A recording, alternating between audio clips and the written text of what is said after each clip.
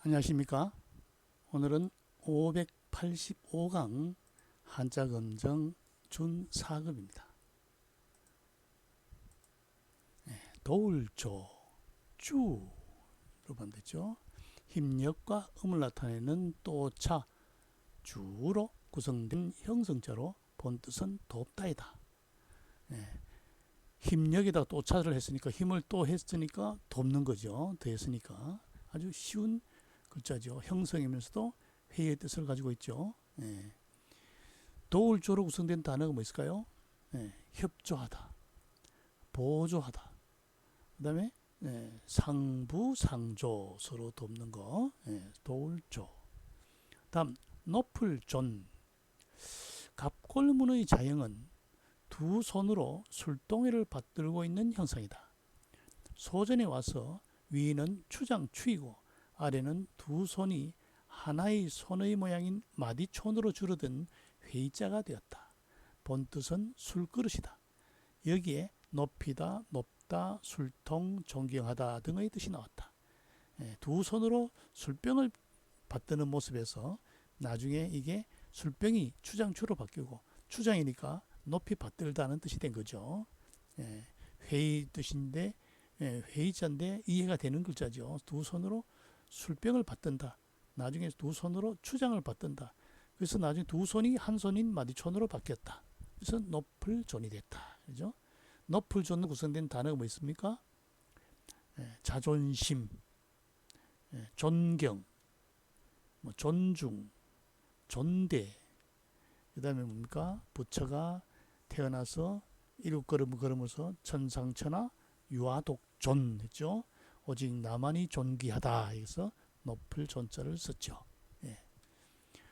도울조는 힘력과 또차의 썸을 빌린 형성자. 높을 조는 마디촌과 위에 추장추로 구성된 회의자. 힘을 돕는다. 그 다음에 술병을 받든다. 추장을 받든다 해서 나온 높을 존자다. 다음 볼까요? 마루종. 가옥을 뜻하는 진면과 제사를 뜻하는 보일시로 이루어진 회의자이다. 집안에서 조상을 향해 제사 지내는 형상으로 본뜻은 종묘, 조묘이다. 제사를 지내는 큰 집에서 마루의 뜻을 갖게 되었다. 종묘는 나라에서 지내는 제사가 종묘고 조묘는 집안에서 조상에게 지내는 제사가 조묘죠.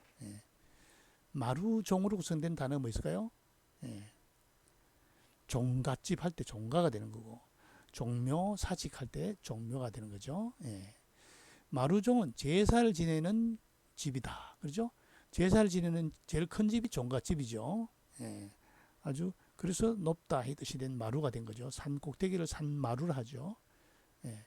아주 이해할 수 있는 글자죠. 진면과 보일시로 구성돼서 제사 지내는 큰 집이다. 그래서 회의의 뜻을 가지고 있다.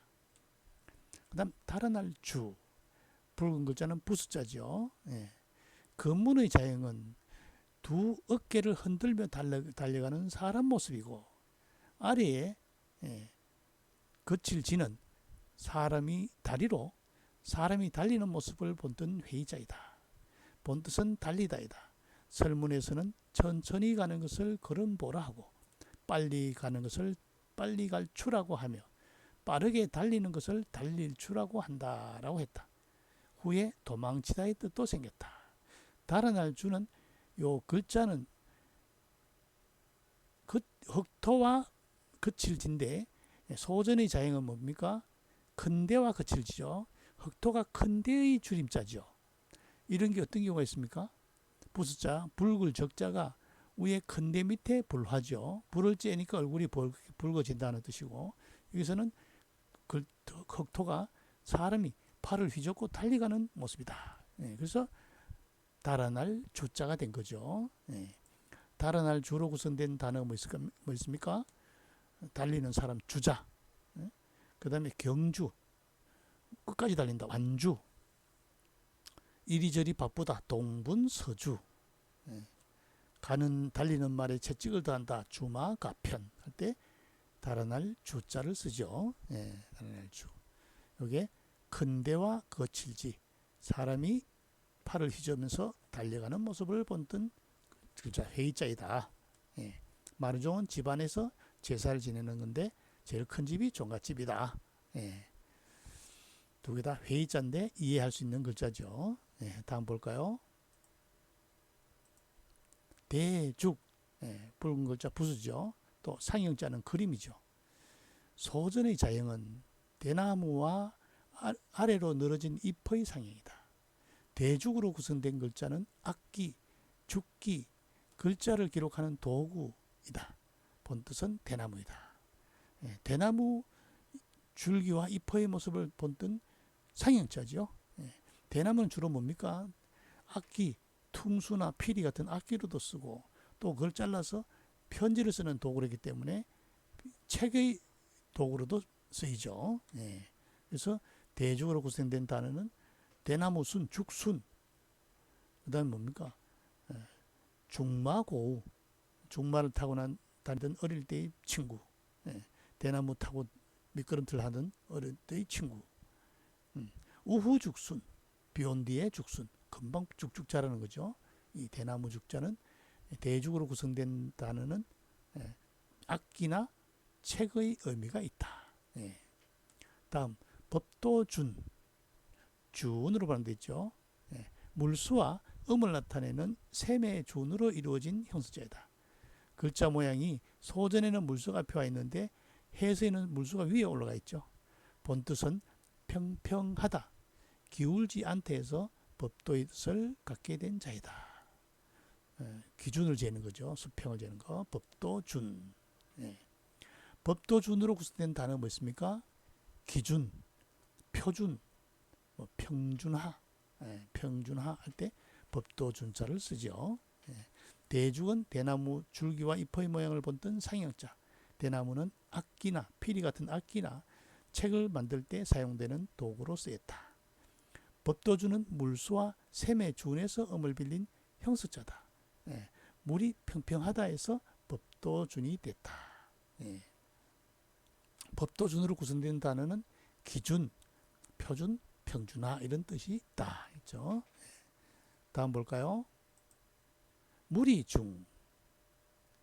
각골문의 자형은 나릴 아래 사람인 자 셋으로 구성된 회의자로 많은 사람이 태양 아래 노동을 하고 있음을 본뜬 자이다.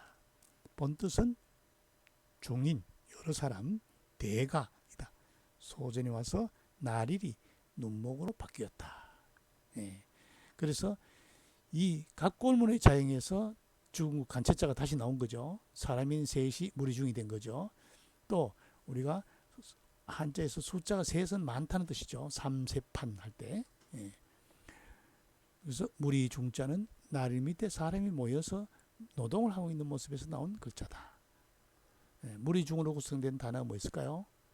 민중, 대중, 그다음에 중과 부적, 많은 무리를 적은 무리로 대적하기 어렵다. 중구난방, 여러 사람이 입을 참 막기 어렵다. 여러 사람 뭔가 다양한 의견을 다 수렴하기 쉽지 않다는 거죠. 무리중, 군중 할 때 쓰죠. 다음 더할 증, 이거는 정하고 평선으로 발음됐죠. 흑토와 음을 나타내는 일직증으로 구성된 형성자이다.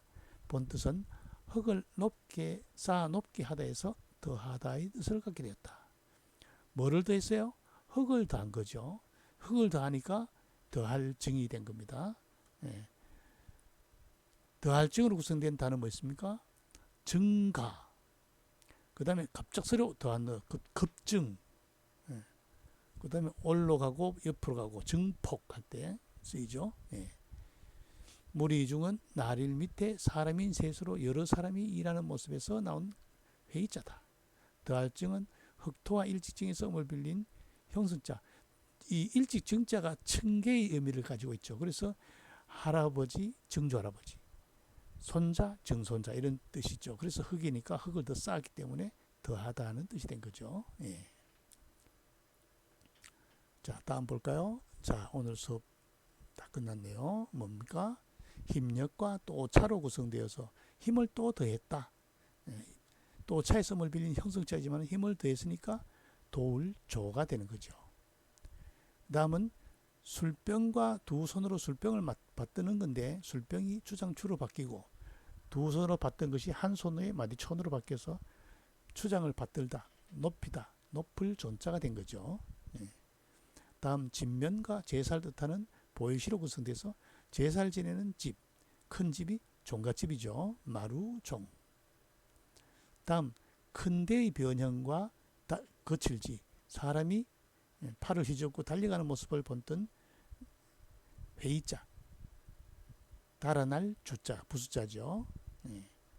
다음은 대나무 줄기와 대나무 잎의 모양을 본뜬 상형자, 대나무로 구성된 대죽으로 구성된 단어는 악기나 책의 용도로 썼다. 그죠? 축간할 때 편지에다가 대나무에다 썼으니까. 그 다음 물수와 요 옆에가 샘의 준의 썸을 빌린 형수자죠. 물이 평평하다 해서 법도를 나타낸다. 법도 준자가 됐죠. 다음은 여기 원래는 나릴 밑에 사람인 셋, 태양 아래 여러 사람이 모였다 해서 물이 중자인데 나중에 글자가 비열로 바뀌고 밑에도 바뀐 거죠. 예, 물이 중. 그 다음 흑토와 일직증. 일직증은 청계의 의미가 됐죠. 우리에서 주금시를 하면 청청이 되잖아요. 그래서 흑을 더하니까 더할 증자가 된 것이죠. 자, 다시 한번 읽어볼까요?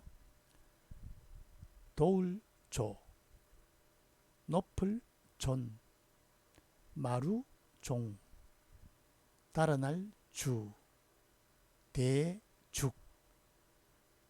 마찬가지 대죽자도 중국 발음에는 입성이 없으니까 그죠? 예, 죽으로 발음 안 되죠. 주로 발음 되죠. 그다음 법도 준, 물이 중, 더할 정. 그렇죠. 예. 오늘 수업 여기서 마치겠습니다.